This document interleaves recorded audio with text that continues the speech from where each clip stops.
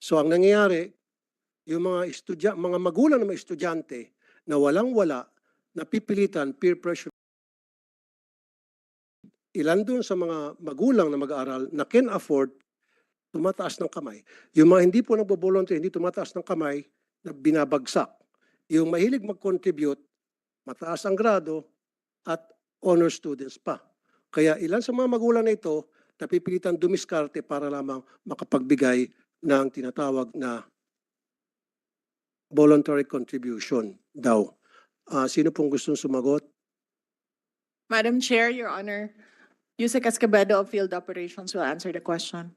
Madam Chair, good afternoon. Unang-una po yung merong existing policy ang Department of Education as regards to the no collection policy because tama po ang nabanggit ni Senator Tulfo that we have the MOOE, school MOOE, at kabilang na dito yung ano ang mga needs ng mga teachers including repairs and payment for electricity. And we also recognize that merong mga PTAs na nag-i-impose na mga contributions because they're saying that they are a private organization and meron na po kaming mga ongoing investigations. Isa na po dito sa Region 3 where the teacher involved has resigned. And Sir, the case... excuse me, let me cut you off. Hindi lang po sa Region 3, sa lahat po ng lugar sa Pilipinas, when I posted sa Facebook page ko yung reklamo ng ilang mga magulang na pumunta po sa radio program ko Wanted sa radyo, binaha po ako ng mga comments from parents all over the country stating that pati sila sa kanilang eskwelahan, yes, meron daw po talagang tinatawag na voluntary contribution from na inimpose po ng PTA.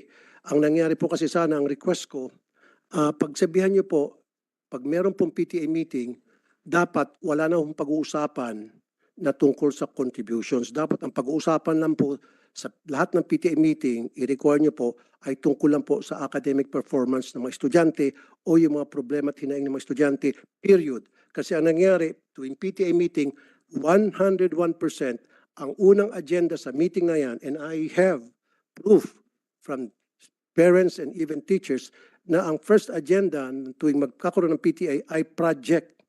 Ano ang pwede natin magawang project sa eskwelahan? Repair para sa CR. Varnish para sa silya na nasisira na. Bili tayo ng chalk, bili tayo ng floor wax, bili tayo ng ganito, ganon, ganon.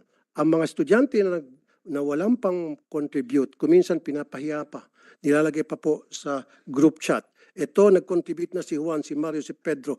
However, si Rolando hindi pa nag-contribute, si Petra hindi pa nag-contribute. So napapahiya yung mga hindi pa napapag-contribute na nape-pressure po. In some cases, itong mga magulang, baka natututo pa magnakaw para hindi lang mapahiya yung kanilang mga anak. And meron po akong proof tungkol dyan.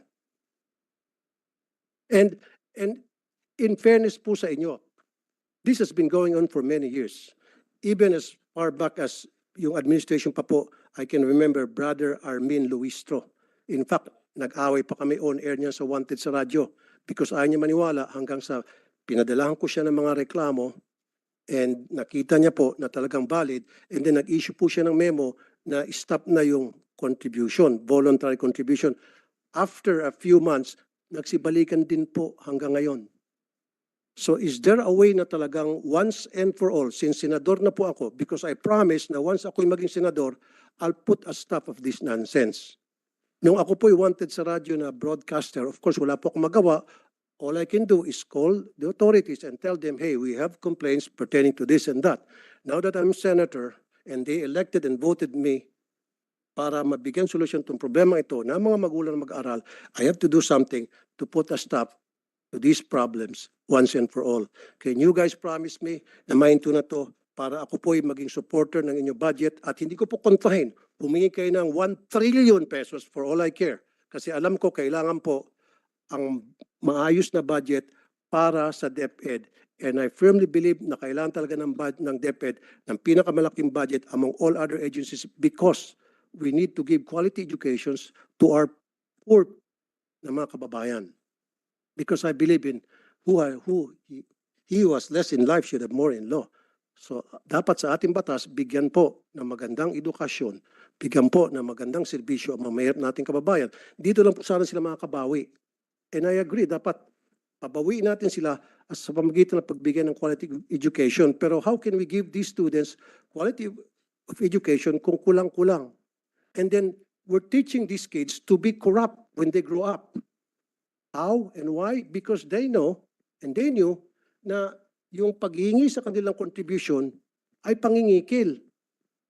Sir, So pag lumaki po itong mga estudyante, makikita nila na okay lang pala yung mangikil kasi si teacher nangikil sa amin. So paglaki nila, there's the possibility na baka mangikil sila. okay. Senator Tulfo, your time is up, no?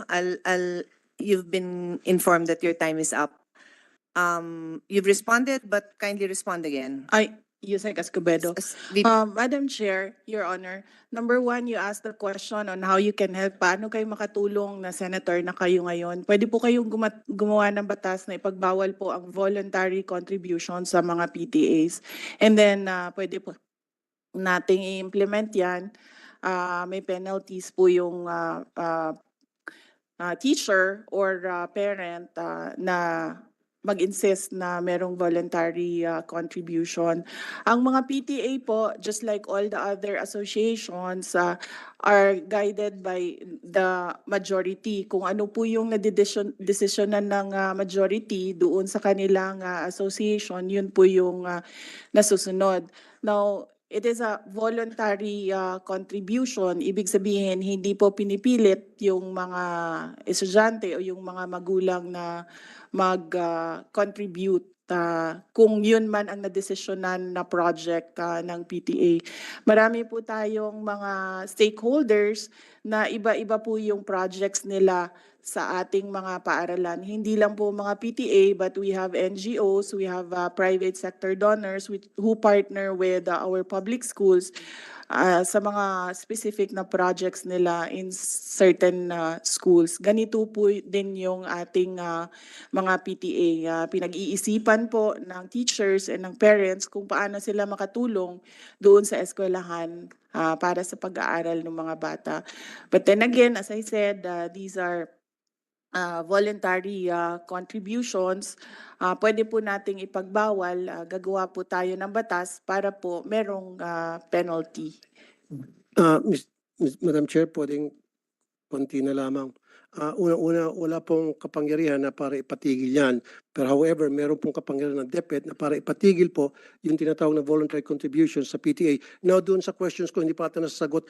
Pwede ba pakisabi sa akin paano po na-disburse yung pong MOE? Especially dun sa mga chalks, sa mga electric funds. Electric funds palagi every year yan, talamak na talamak. Janitorial, security, repair, CR, varnish. Paano po na-distribute from DepEd hanggang sa pagdating sa eskwelahan? Paano nakakarating po yung mga MOE, sir? Meron po tayong listahan kung saan po pwedeng gamitin yung school MOE. At yung sinasabi niyo pong chalk allowance, meron pong cash allowance ang mga teachers. At ito ay taon-taon na ibinibigay sa mga teachers. Kaya hindi po tama na mag-demand ang PTA na magsosolicit ng contribution from the members of the PTA para mabigyan ng chalk allowance ang mga teachers because meron ngang panukala sa both chambers of Congress na i-increase yung cash allowance to 10,000. Good. Kasi sir, katulad yan, aside from chalk, floor wax, pintura, varnish, alam ko kasi sa LGU, meron pong atang allocated na 1% from the real property tax ata. Na para, SAF po. SAF, para sa maintenance ng school. So doon po pwedeng kumuha kayo ng dagdag budget. Wag lang ho sana humingi sa mga estudyante. Kasi nga talaga sir, every single year, palagi pong kasama doon sa paghingi ng contribution ng electric fan. So bakit po kinakailangan ang mga estudyante ang mag-shoulder ng electric fan ng bawat classroom? Sir. Yes, opo sir. Magkakaroon po kami ng, maglalabas kami ng memorandum and directive to all our schools. Yusek Escobedo. Yes, VP, go ahead. Yes, Madam Chair, Your Honor, we take note of your advice. You don't answer. You don't sign department orders. We take note of your comments, Your Honor. Thank you, but Your Honor, they must answer these questions because itong question ko po, galing po to sa mga magulang na mag-aaral. Kasi po, I told them na hayaan nyo, pagdating doon sa hearing, sa budget, i-raise ko to. Kung Yes. hindi nyo ako pagsasalitain dito, then, Pinagsasalita naman po kayo. hindi kasi sinasabi, wag daw sagutin. Hindi, the VP would like to be the one to answer the Okay, question. thank you. That's my understanding. No, I'm just Thank you, moderating Madam. for everybody. Like I The said, VP wanted to answer instead of her USEC. Like I said, supporter po ako. Hindi ko po questionin yung budget. Ayaw ko pong bawasan. In fact, I'd like to put it on record, kung dadagdagan pa yung budget ng DepEd, I will support. Kaya lang, kailangan ko lang po ng mga kasagutan sa ilang katanungan ng mga magulang na mag-aaral. I don't have anything against. In fact, Yeah. confidential fund na marami nagka-question, I don't give a heck about that. Walang pakialam dyan. Ang pakialam ko talaga, yung hinaing ng mga magulang. Yun lang po talaga. So, paki-answer lang po. Kung sino sanang gusto mag-answer. If I may, Senator Raffy, the Secretary took the floor earlier and responded that ang suggestion po niya, and correct me if I'm wrong, my understanding from the Secretary is that she said what you could do, because you were asking what you could do now that you're a senator, is to pass a law that would prevent that. Because as far as DepEd is concerned, they have already issued the memorandums that prohibit contributions. Pero yung gustong gawin ng PTA, ng parents, my understanding is that's out of your hands. No, that's out of your hands what the PTA would like to do. Although, I think maybe an assurance that hindi nyo naman ini-encourage talaga yon, di ba? It's not encouraged, you cannot, they do not mandate it, they follow that. That's my understanding. Madam Chair, okay, ano kaya tuwing magkaroon ng PTA meeting, nandoon po yung taga DepEd para i-monitor yung proceedings ng meeting, para pagsabihin ng DepEd, hey, meron na kami memo dyan na bawal ang pag-uusapan ng project, umayos-ayos kayo, ang pag-uusapan nyo lang academic performance ng estudyante. Is that fair enough? PTA ho means parent-teacher. So may teacher ho na present doon. Yes, may And teachers na present. At Yun principal pa kuminsan. Kaya nga, Yeah. sinasabi ko lamang po, meron dapat nagmamonitor kasi hindi po nasusunod. Kuminsan, like I said, yung kay Armin Luis to noon, nasunod yun for ilang months. After several months, bumalik ulit. Kaya nga, suggestion ko ngayon, pag may PTA meeting, meron pong taga-DepEd na nagmamonitor ng meeting nila to make sure na nasusunod kung anong nakalagay sa Baka, memorandum sir, order. you could give them the specific complaints that you received so that they can particularly go to those schools and find out if there were any violations and find out if there was conduct unbecoming of a parent, of a teacher that should be addressed. Ang reklamo nga po, Madam Chair, ay yung pong sinasabing voluntary contribution na inaamin na nga po ng DepEd na mali talaga. Tulad po na ulitin ko, chalk, floor wax, pintura, varnish, TV, electric fan, test tube, printer, utility bills, janitorial, security guard, repair ng CR. Ito po ay mga reklamo and documented po ito. And I have documents to support this. And in fact, some of the teachers also told me na talaga nangyari po yan, Mr. Senator, wala kami magawa kasi hindi po nakakarating sa amin yung budget.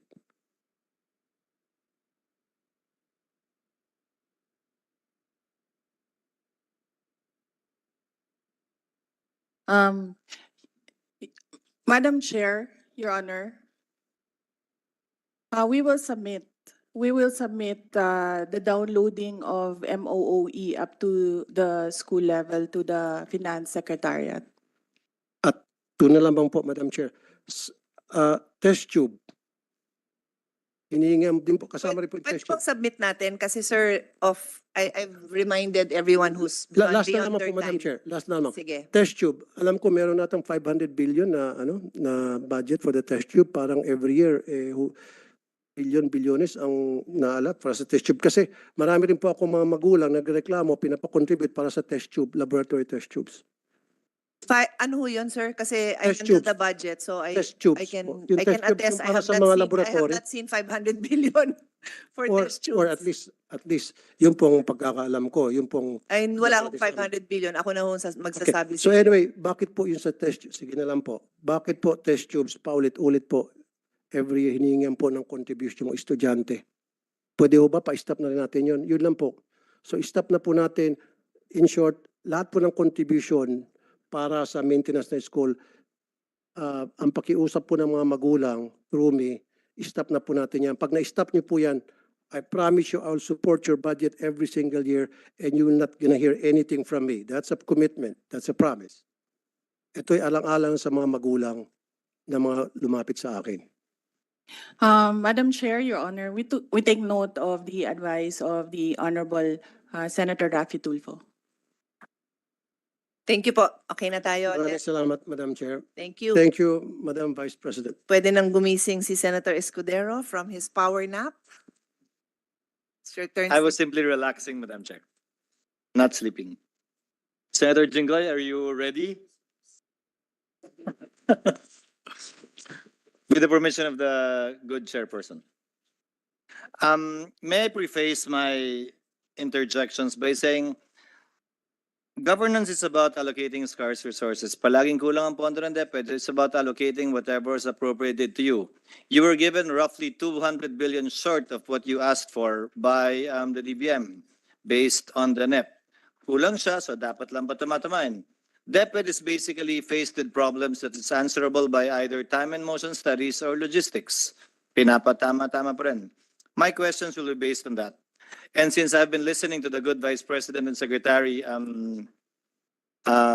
serve as the MC for DepEd, I can address the questions directly, Madam Vice President, to your USECs as it may be relevant. So may I ask about the student-to-teacher ratio to USEC Mercado, correct, ma'am? You said the current student-to-teacher ratio is at 1:40, correct? Yes, sir. Is that based on the number of teachers in the classroom or the number of teaching items? It's based on the number of teachers that we currently have. The number of teaching items that you have, not the number of teachers inside classrooms. Yes, sir. So in other words, the student-to-teacher ratio is worse than 1:40 because the assistant, the secretary, the messenger of the superintendent, the division, province are teachers because you lack non-teaching personnel. In fact, as we speak, you have roughly 12,000 unfilled non-teaching personnel items. Would that be correct, ma'am? No, sir. We get non-teaching personnel of 5,000 every Ma'am, but year. your unfilled and non-teaching personnel is at 12,000. No, Based on sir. your presentation, ma'am. Non-teaching is only 318, sir. Unfilled? Up to 2022. Ma'am, unfilled? Yes, sir. And we have, Ma'am, your data says non-teaching, unfilled, 12,221. Saan galing yun? That was your submission. this is, Unfilled teaching positions, which I will go to later, 24,254. we have 5,000 allocation for 2023. Ma'am, I'm not talking about the allocation. I'm talking about previous year's unfilled position cumulative as of today. It's not, it's 318. Ma'am, as of today, how many unfilled teaching positions do you have? As I mentioned earlier in the first question, we have a total of 51,127 unfilled, but this is How many, ma'am? 51. Ma'am, this is from you, right? This is your presentation. Teaching, unfilled, 24,254. Non-teaching, unfilled, 12,221. Where did this come from, ma'am? The data of the committee came from you. This is the data that I'm currently holding, Your Honor, is the most current from the GMIS. Ma'am, why did you not submit to the committee your current data? This is what the committee has. This is what we're basing our questions on. This is from your presentation, ma'am. The committee could not have generated this. The data that you have, sir, is February 17, 2023. And what I'm currently holding, sir, is based on August 2020. Did you submit that, ma'am? I'm sorry, I did not, sir. So as of now, how many unfilled teaching positions do we have? We have a total of 51,000. Dumagdag pa? Ma'am, no. Yes, yes, sir. Teaching. How many unfilled teaching. teaching positions do you have as of August? Teaching is, wait. 32,703. Nadagdagan pa, ma'am? And for teaching related, it's 9,598. And Nabawasan. teaching is 8,856. Nabawasan din. So nadagdagan yung teaching items na unfilled? This is from previous years, ma'am, correct? 22, Yes, sir. 23, Yes, sir. probably 2021. No, sir. We have 2021, 22 in our last count. Including 2023. Yes, sir, because it's a live number, sir. There are people who resign. I agree, There are ma'am, but if people- you're hiring at 10,000 per year and you're at 32,000 is unfilled positions, if it began in 2021, you're talking 3 years, 21, 22, 23, at 10,000, that's only a total of 30,000. You should have less than 30,000. You have 32,000 unfilled, Sir, regardless of retirement, Sir, the unfilled based on positions is only 918 as far as 2020, 2021, and 2022. I can submit this record to you because this is GMIS based. Ma'am, saan galing yung 32,000 na binanggit niya?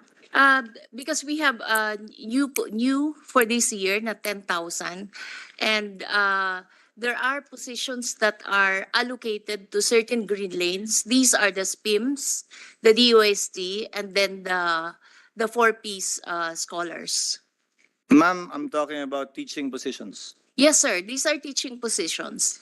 We have green lanes in our annual allocation. Anyway, ma'am, I will my agree. original question was 1:40 based on teaching items, but can you submit to the committee, I won't belabor the point, an inventory of the number of warm-bodied teachers that are actually teaching inside the classroom? Yes, sir. Will. Ma'am, I am aware of the fact that even your superintendents, most of them, have teaching items. Kasi na-promote sila in the course of the years eh. Yung principal nyo, teaching din ang item niyan. Kasi na-promote din sila in the course of the years. And you have to understand in the field, if you go to the field, yung principal ayaw na magturo dahil ang dami daw niyang trabaho. So it's not an actual 1:40 based on teaching items. I'd rather see a data or figure that says, how many warm-bodied teachers do you actually have inside the classroom? Which is the point I'm driving at is, ma'am, I will fully support the creation of non-teaching personnel for the DepEd. Non-teaching personnel are by far cheaper than the salary of a teacher to unburden the teacher from performing non-teaching functions so that we bring them to the classroom. That has been the perennial problem of DepEd for the past 2-3 decades. How long have you been with the department, ma'am? Less than a year, sir. But let me Well, just, it's a fact in the department. sir, can I just point out? Yes, ma'am. We categorize our teachers as teaching personnel. These are the ones in the classroom. Then we have teaching related personnel. These are the heads, the principals, the head teachers, etc. And then we have non-teaching personnel, and these are the administrative officers. I agree, ma'am. And, I'm talking only of teaching personnel. Yes. So, Ma'am, I'm only talking of teaching personnel here. The reason I'm pointing this out, Madam Secretary, Madam Vice President, is it's cheaper to create non-teaching items in order to unburden teachers and order all of your teachers to teach inside the classroom. Now, it's also better to develop non-teaching personnel for administrators. Again, your principals are still teachers in your books. They're still considered and counted as teachers when you say 1:40. But they're not teaching anymore. Most of your principals aren't teaching anymore. Can you issue a memorandum that anyone who has a teaching item should have at least a load of, let's say, 6 or 9 units? There is no such memorandum from DepEd. So the real picture of the student to teacher ratio is not reflected by the number of teaching items you have because they're not teaching inside the classroom. Your 1:40 figure that you gave earlier, ma'am, is not what's happening on the ground. Ask any mayor, congressman, or governor, and he will tell you that that's not what's happening on the ground. So I would appreciate it if you, ma'am, would submit to us how many teachers are actually teaching in relation to the total number of items for teachers to get the accurate student-to-teacher ratio. My second point, Madam Chair, I won't belabor the point because we lack time. You still have a backlog, you said earlier, of 32,703.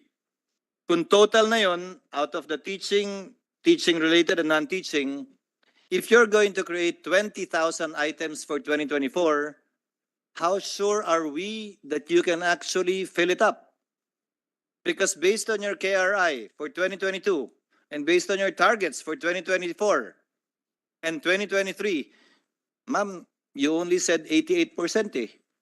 So the DepEd itself is admitting through the DBM in your KRI that you cannot actually fill that many teachers. So again, I talk about fiscal space. The good Vice President and Secretary talked about fiscal space. If you cannot, then let's move some funds to other items that you need. Since by your own admission, your KRI only says you will fill up the teaching items to meet the student-to-teacher ratio by 88%. Which is a high number if you're talking about the actual backlog, but it's a low number if you're talking about the items to be created. So kindly look into that, ma'am, and kindly give us your suggestion as to how you want us to reallocate your funds. Again, governance is about allocating scarce resources. My third point with respect to this, ma'am, is what is your budget for the salary of teachers, the 20,000 teachers you will hire?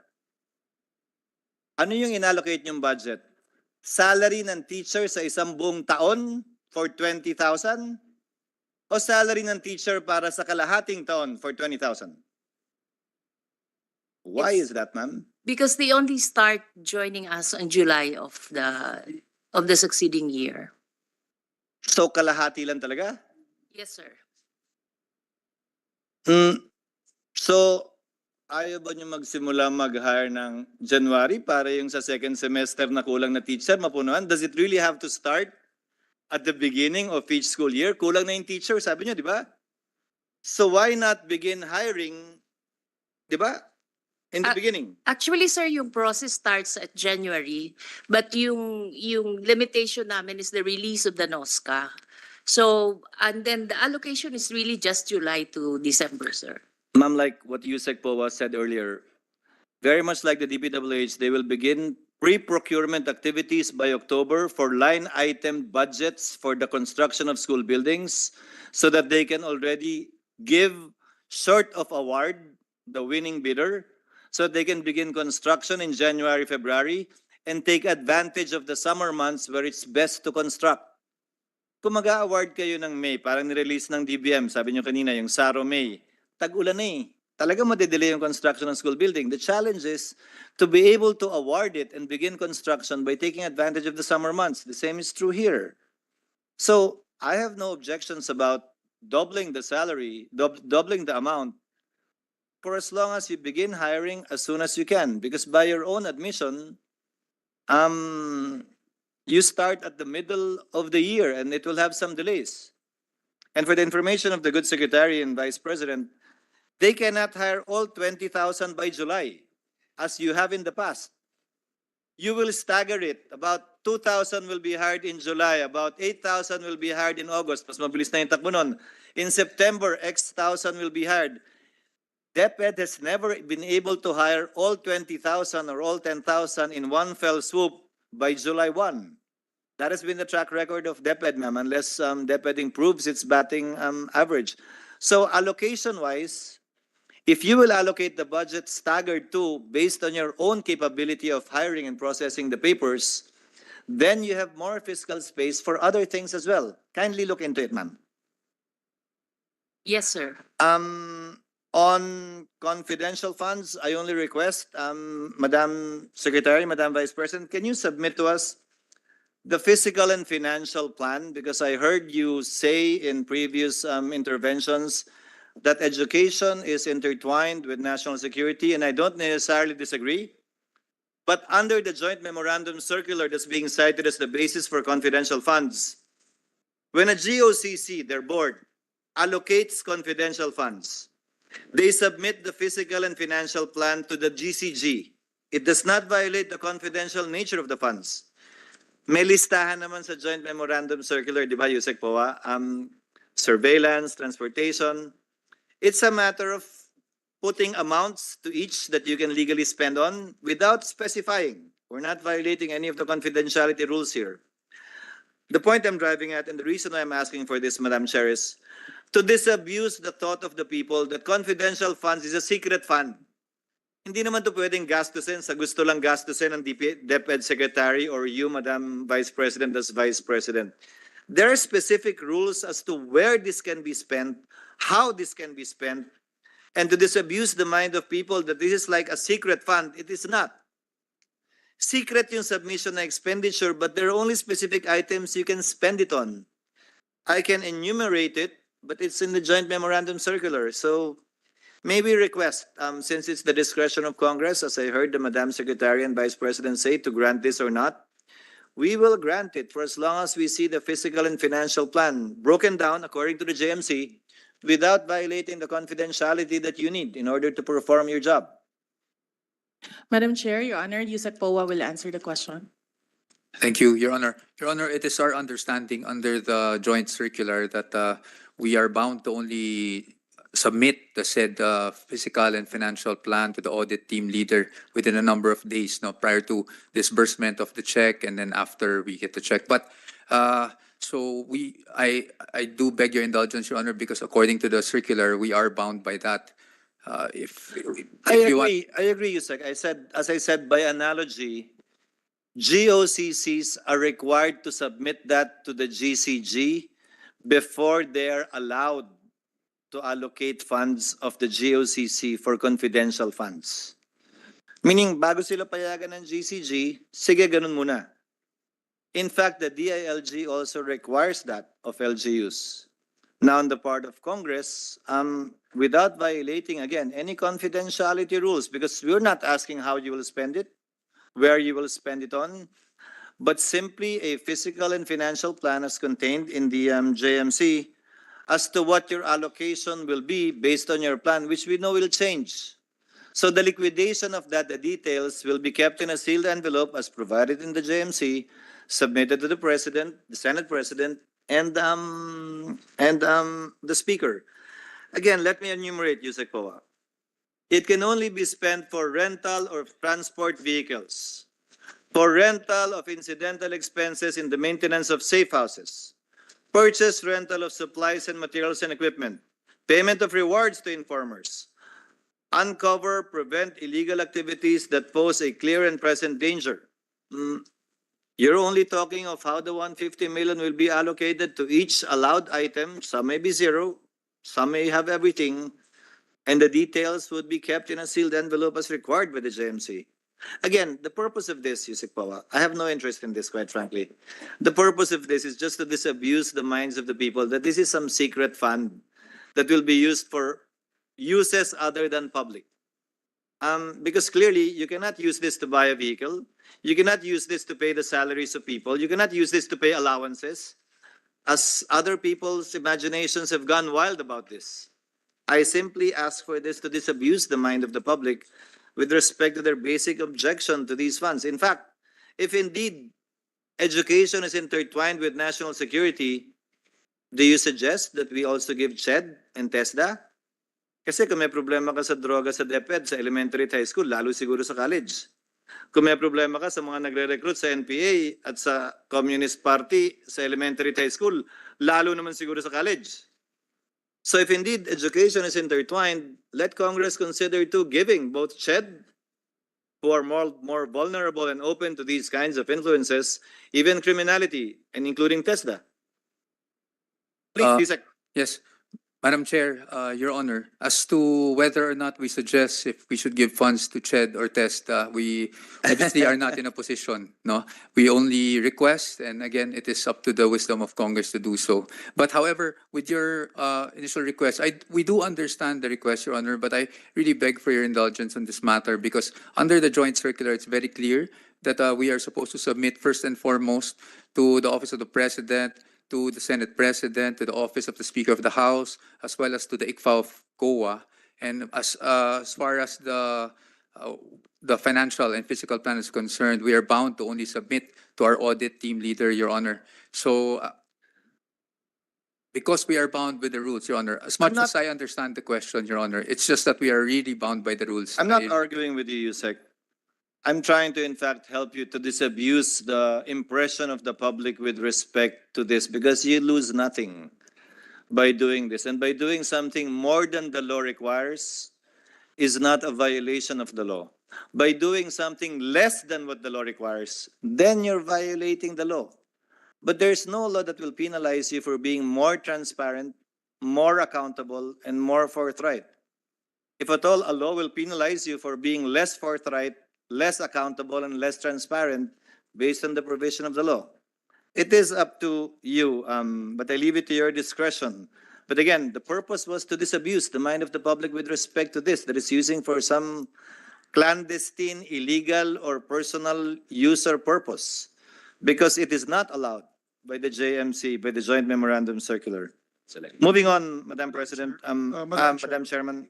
Madam Chair, with the permission of Senator Escudero, just for the information of the body, on Wednesday, I'm calling for the Special Oversight Committee on Confidential Intelligence Funds. It will be at 10 a.m. at the Speaker's office, and that's where we'll be discussing all the submitted documents given by the different agencies for review. So for the information of Senator Escudero, he can join us on Wednesday. Actually, make it available. We're only 5 members, but I'll ask all the members if they want to attend. Those who want to attend may attend so that they may ask or they may look at the documents submitted by the different agencies, just for the information of the body on. Thank you, Madam Thank Chair. you, Mr. Senate President. My last 2 points, Madam Chair. Yes, your time is up, so please wrap it up. Kindly look at your iyaw, Yusek Poa, but iba-iba yung iyaw. Minsan, Sorry, fixed at the Senate President, let me just correct. Senate President's office, not the Speaker's office. Senate President's office. Some is for a fixed Sorry, amount, sorry. some is a percentage. Whatever capital outlay it may be, can you submit to us a uniform amount for iyaw that will be given for the projects that will be implemented? Decide on an amount or decide on a percentage, whichever way, whatever suits you. We will Kindly comply, send Your it to Honor. us. We will comply. Thank you. And on classrooms, you have roughly a 19 billion fund for classrooms, right?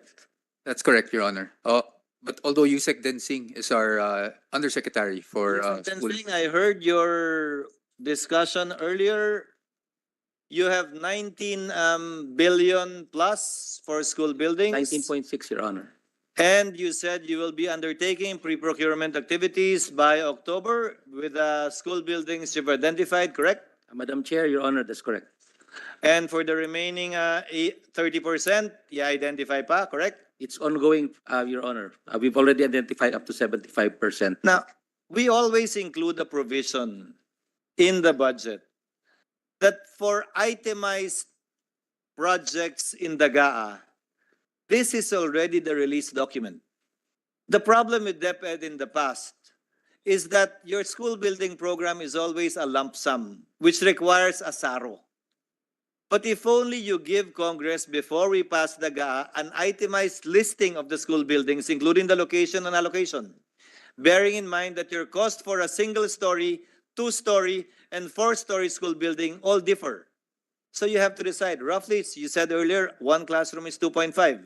A 2-story would already cost about 3.1 million. A 3-4-story would cost already what? 3.5, 3.7 million per classroom. So you have to know to allocate the 19 plus billion. But if you are able to identify them using the provision of GAA that it's the release document sans without need of a SARO, you can actually already do pre-bidding procedures by October or November. Short of awarded in January, and as I said earlier, take advantage of the summer months. So can you complete the listing, sir?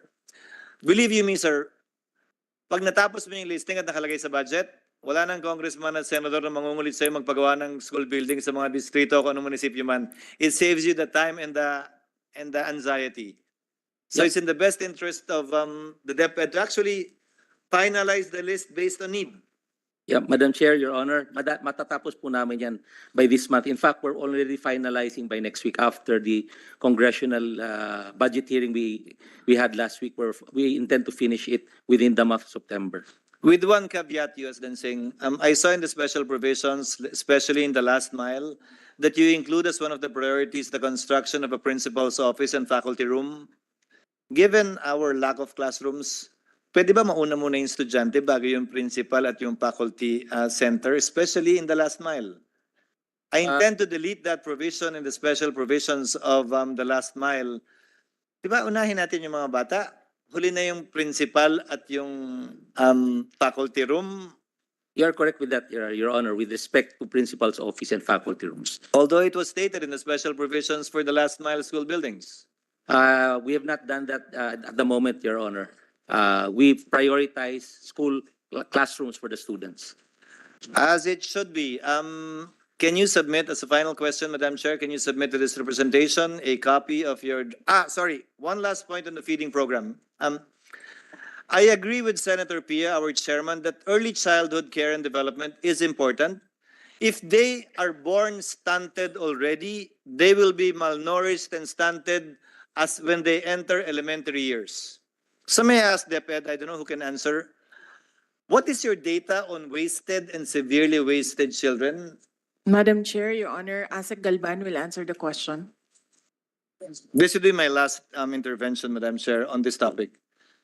Yes, what is your data, sir? Based on our latest data, Mr. Chair, Madam Chair, we have our data for school year 2022 to 2023. That would be for our severely wasted, 3.6%, and for our wasted, 8.6%. For our stunting, it's severely stunted is 4.1%, and stunted is 12.8%. San galing po yung K-6 na idea ninyo? This is our approach, sir, based on the collected data on severely wasted and wasted learners. Based on our data, Mr. Chair, the percentage of learners who are wasted are actually more pronounced at the kinder level, and they begin to decrease as they go through the higher levels. The same goes for our stunting levels, Mr. Chair. May I ask you, Asek Galvan, to kindly revisit, since we're doubling the fund anyway, to focus on early childhood care and development, given that the DepEd chairs it anyway, the DepEd Secretary chairs it anyway, because if you arrest and address the problem early on, as recommended by EDCOM, even if they're the ones who are always present and not me, you will prevent stunting, wasting later on.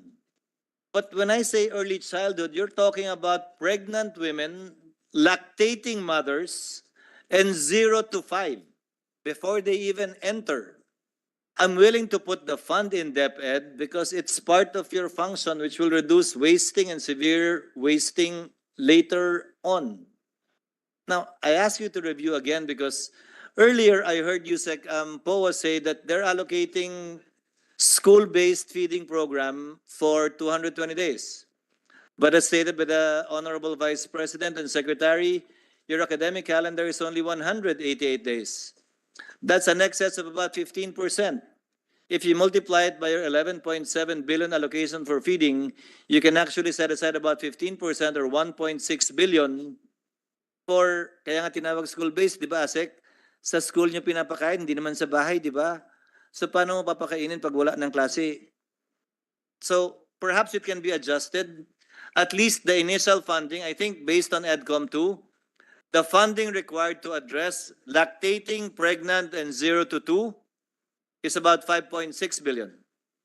This is already an initial 1.6 by simply reducing, without me questioning or looking at the K-6 or the number of wasted and severely wasted, stunted or stunting or stunted. Perhaps we can allocate funds to try to meet, ako na maghahanap ng balanse, the 5.7 required to address this early stage. Believe you me, this will require lesser funds later on and you can address the problem at its onset instead of later, which will cost more money. kindly submit to us a reallocation. Madam sir, Chair, from the I'd like reports of to, the Secretary. to Yes. add and to clarify for the question of Senator Escudero. I think maybe because the allocated budget was for more days than there were actually school days, you were able to feed double uh, the number of children in the last budget. Am I correct? Because you were actually only given for about more than 1 million students, but you were able to feed about 3 million plus. Am I correct? The approach, Madam Senator, during the pandemic era was the fact that the number of feeding days was reduced in a sense that it was about only 60 days. And the distribution was shifted to nutritious food products or your Nutriban. And this was distributed via drop-off points because the students were not in school. But we still wanted the program to continue. And that was the reason why we were able to provide for over 3 million learners. The primary approach was, of course, prioritize the severely wasted and wasted, but also provide for all kinder students. And that's why I said maybe we can review if we have to include wasted with severely wasted, no? Because it might be better off allocated now to the early childhood intervention. Anyway, sparking that, Your Honor. Yes, Madam Chair, Your Honor. The plan is to extend the school-based feeding program to our learning camps at the end of the school year because there is data to show that the children regress during the end of school year because they're not fed well by the parents during when there are no classes. So the idea is to extend the school-based feeding program for those children who are in learning camps who are severely wasted and malnourished. Again, Madam Chair, it was a suggestion in order to allocate meager and scarce resources to address the ECCD funding gap, which is severely and sorely lacking as of now, which will greatly help DepEd once they step into kinder onwards. Thank you. Thank you, Madam Secretary, Madam Vice President. So the other persons on the list have said they will no longer ask questions here, but a reminder to all, please submit your questions. Do not ask me questions in plenary if you did not submit it in writing here. I'm just joking.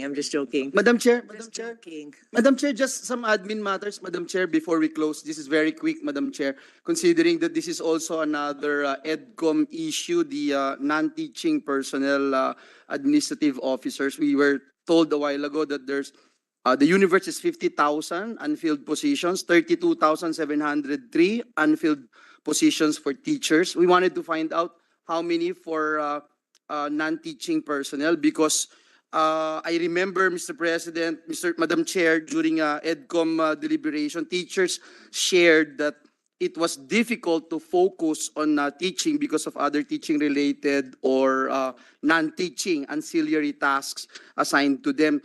In fact, the DBM already approved the creation of 43,896 administrative officers, pero in tranches po ito, no? 5,000 positions per year. So gusto lang natin makita rin dun sa report na isasubmit sa atin na kasama po ito, pati yung catch-up plan dito sa non-teaching personnel because we feel that this is very important. Thank you, Madam Chair. Thank you. Senator Madam Chair, Estrada. before Senator Estrada does the privilege motion, I would just like to thank the Vice President. And I'll recognize, we can recognize the distinguished gentleman from San Juan.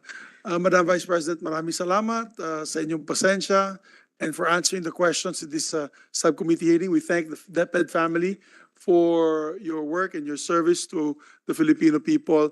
And once again, a blessed good afternoon. We will assist you all that we can. Madam Chair, you can recognize Senator Estrada.